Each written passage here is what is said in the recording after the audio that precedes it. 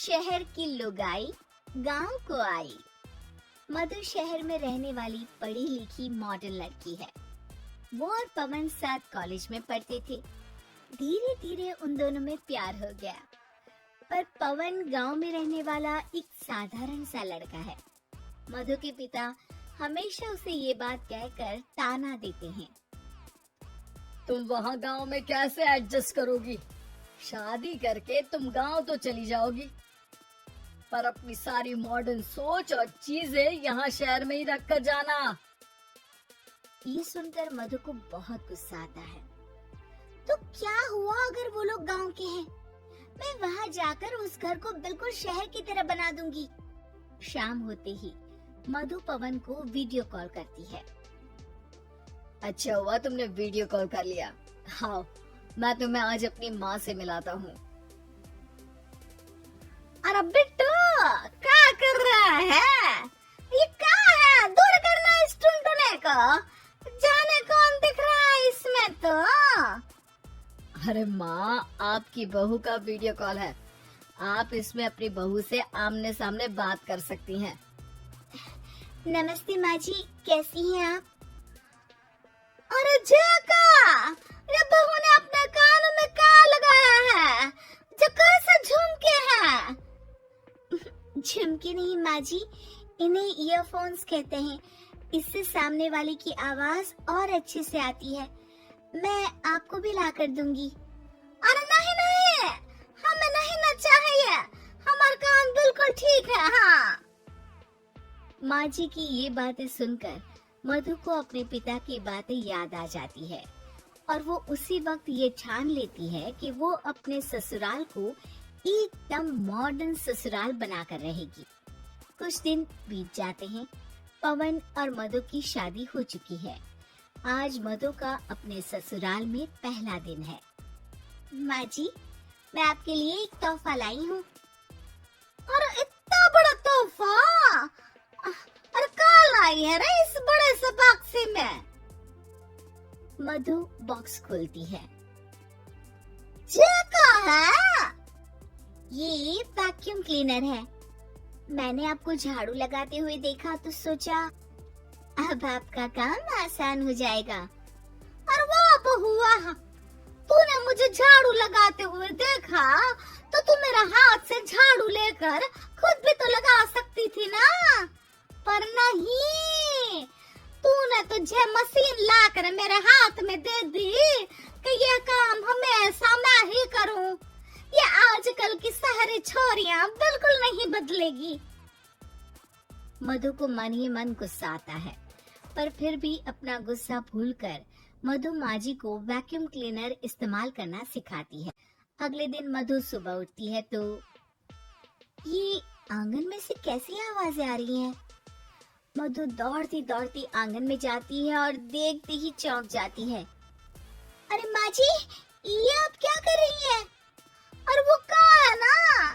सुबह मैं जब कुआं से पानी निकाल रही थी तो मेरे कान की बाली उसमें गिर गई थी।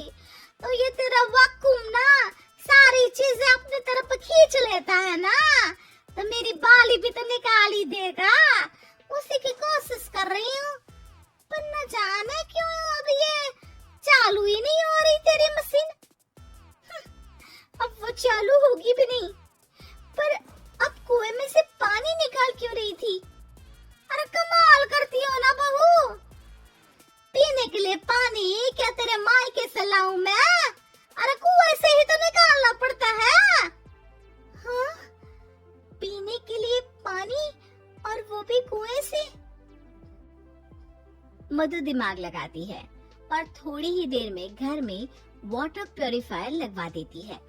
ये देखिए माँ जी, इसमें बस एक बार पानी भर देंगे तो नल में पानी साफ होकर बाहर आएगा। अरे वाह रे बहू, ये तो बहुत ही बढ़िया चीज है।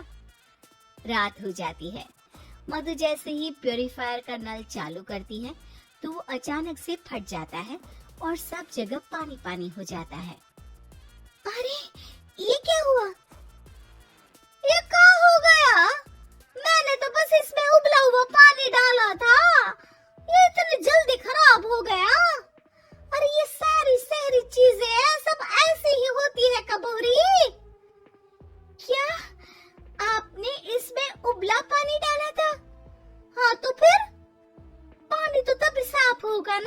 उसे उबालेंगे। ये मुहसिन का कोई जिन है जो हमने जो बोला वो कर देगी है।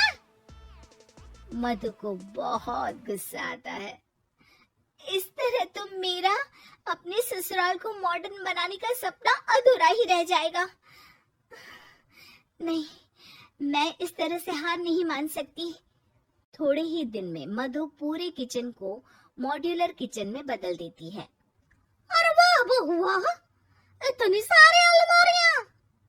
माँ जी मॉड्यूलर किचन देखकर बहुत उत्सुक हो जाती है। ये बक्सा का है।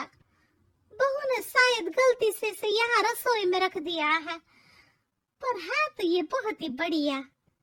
अगले दिन सुबह। अरे मायरी, क्या हो गया?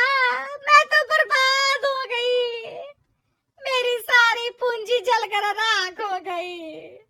हे राम, अब मैं क्या करूं?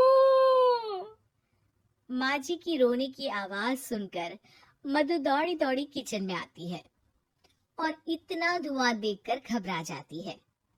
ये सब कैसे हुआ माँ जी? ये आग कैसे लगी?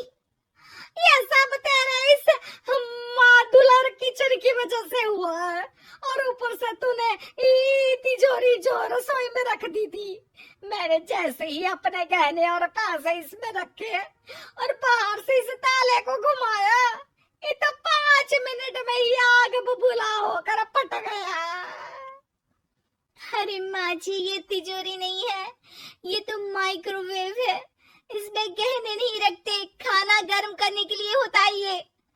और ये जो आपने घुमाया ना, ये ताला नहीं है, आपने इसके टेम्परेचर को फुल कर दिया, इसलिए ये फट गया। माँ जी और जोर जोर से रोने लगती है।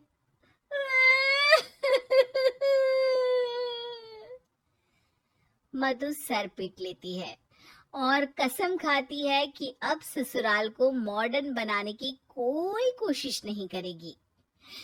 मुझे माफ कर दीजिए माँ जी, आप जैसी हैं वैसी ही ठीक है। मधु को अपने पिता की कही बात याद आ जाती है और मधु वापस घर और किचन को पहले जैसा ही कर देती है।